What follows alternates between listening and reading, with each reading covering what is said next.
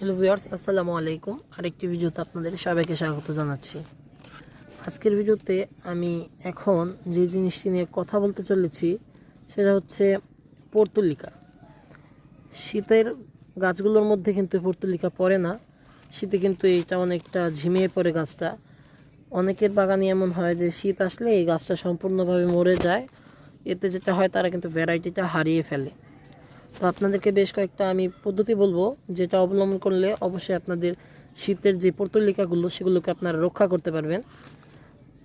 টিপগুলোর মধ্যে প্রথম হচ্ছে, এই পর্তুলিকা গাছের গোড়ায় অন্যান্য যে আগাছা বা ঘাস জন্মাবে সেগুলোকে কিন্তু রেগুলার পরিষ্কার করতে হবে।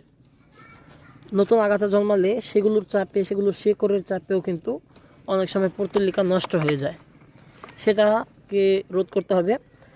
আর গাছের মাটিটা কিন্তু মোটামুটি ভালোই ময়েস্ট রাখতে হবে, তবে একদমই নরম